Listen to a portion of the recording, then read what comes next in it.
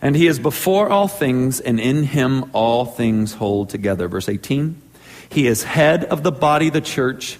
He is the beginning, the firstborn from the dead, that in everything he might be preeminent. Top. Nothing above him. Nothing else to gain. Nothing else to get. The goal, the end, what it's all about is Jesus. Look at me. I'm going to try to combat something as best as I can here. Look at me. Following Jesus is not going to make you wealthy. Following Jesus does not guarantee that you're going to be healthy. The message of Scripture and the gospel of Christ is not that in following him everything goes right, but that he is enough no matter what happens. That's the message of the gospel. Not that everything's going to be okay.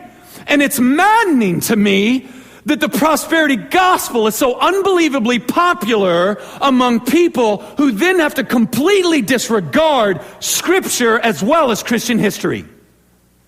Every apostle in the Bible dies bad. I mean bad.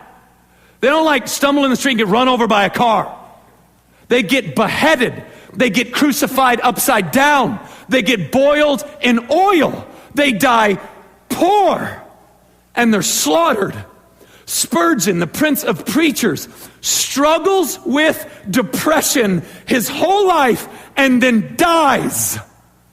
Christianity has been built and has carried through the generations on the blood of men, not on the wealth.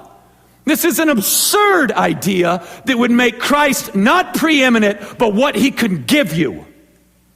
That is not Christianity. That is something entirely different. And it's heresy that would have got you burned alive 200 years ago. It was a ridiculous notion. Jesus is enough. He's enough. He's enough. We pursue healing. Maybe we get it, maybe we don't. He's enough if we don't.